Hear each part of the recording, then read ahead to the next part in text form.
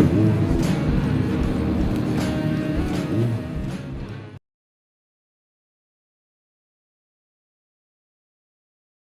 back to another episode, guys. So basically I noticed I had a crank angle leak, which I'll fix that. Now I've noticed I've got rocker cover gasket leaks. So today what we're going to do is just fix that. Fairly easy if you know what you're doing and if you're a mechanic, to be honest. You've basically got to remove a shit ton of bolts up the top, remove the top half, remove the center half, which is down below. There's a few bolts inside the intake itself, then a few stuff to remove around the intake to gain access to the rocker cover itself. And the car is slowly getting ready for next year. The wheels are looking good. I put the rears on as well. Unfortunately this garage is a bit tight, so I'm just doing my best.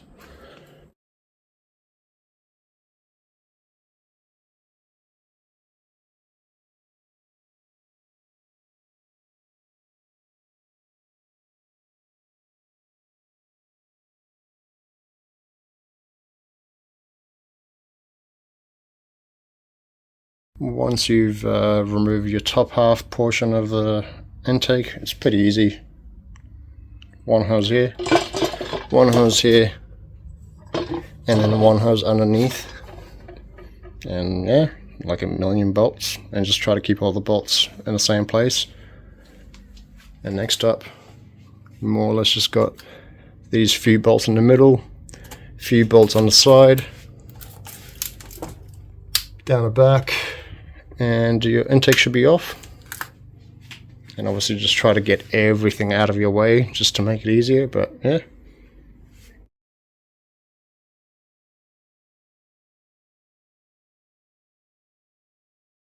So basically the biggest mistake that all apprentices make, and pretty much new people that touch cars that don't know what they're doing, is that they never block the intake manifold.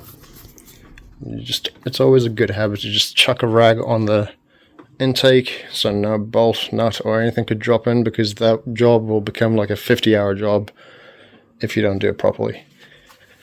So one bolt here, 6 bolts here, 1 bolt here, 1 hose here, and that's really it. Pretty much the intake's off. Now I could gain access to pretty much removing the rocker cover, see if where this leak's coming from. Obviously the tube seals are a part of the rocker cover itself. Pretty stupid, typical Nissan thing to do.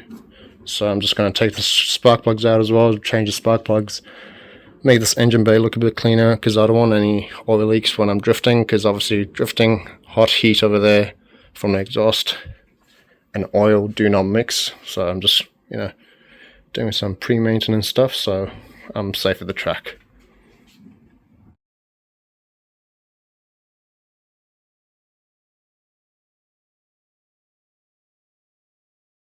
I've pretty much stripped everything off this engine. Now I could go ahead and change the spark plugs and do the rocker cover gasket.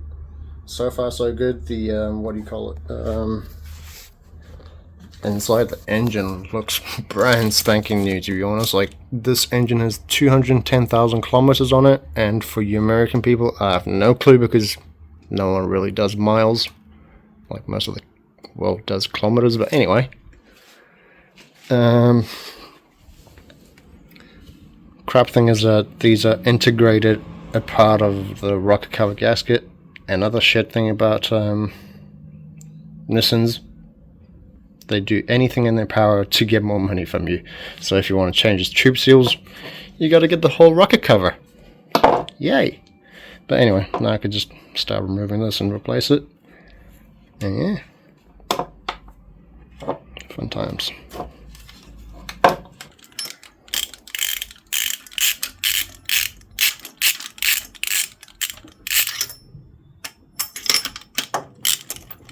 So, and my other things that I've done is the crank seal, and I've put a lightweight pulley on it, because the original pulleys, they have like a rubber bit inside it, which pretty much breaks.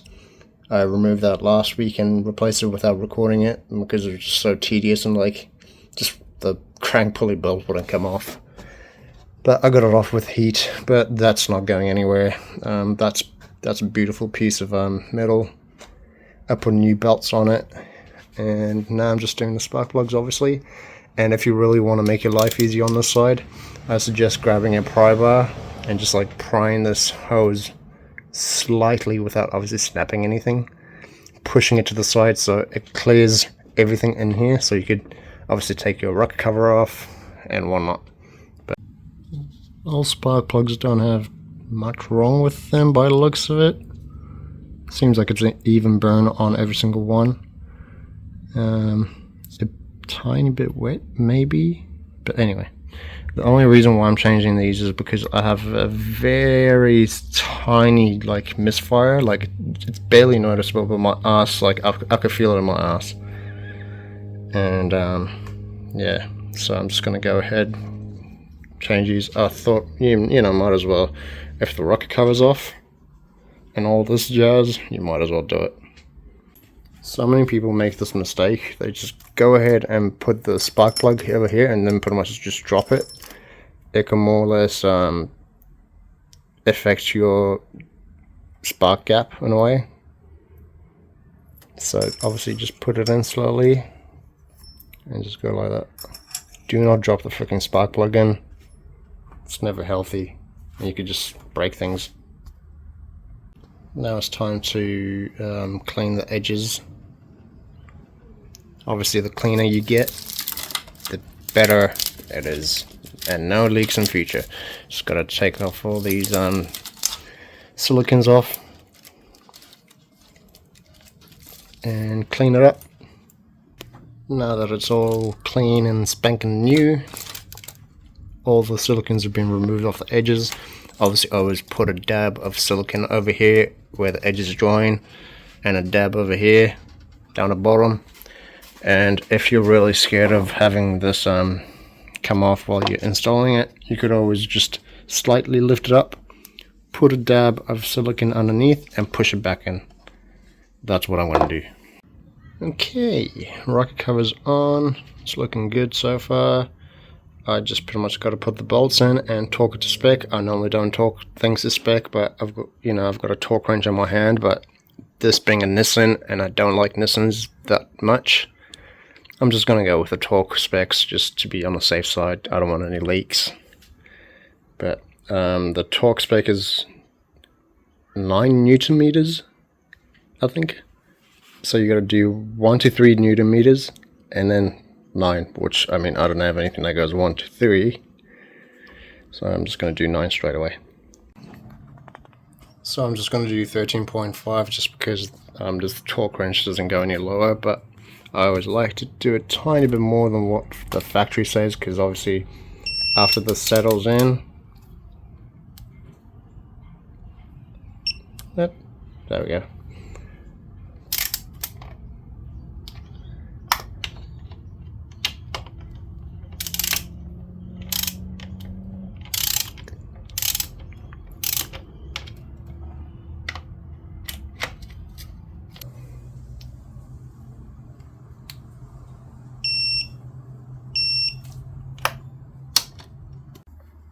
Okay, she's nearly done on one side, so I've just gone ahead and put the coil packs back in.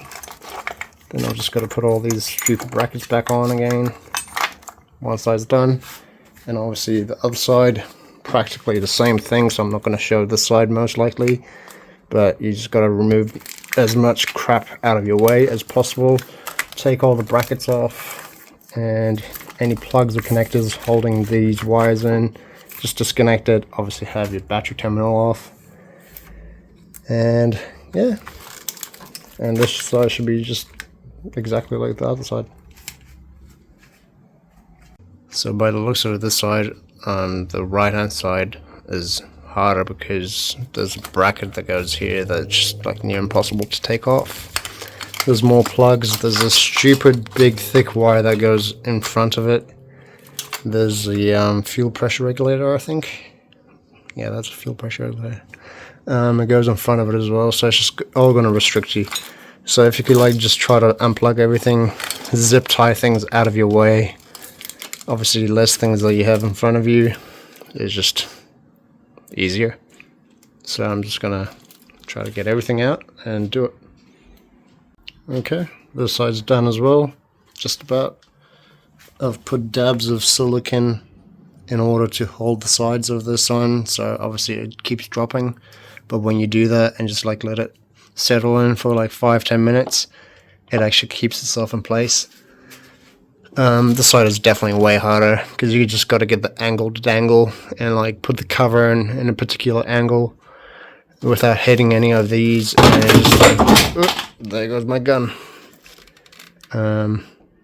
Yeah, I've done the spark plugs on the side as well, but everything's looking good, everything's clean.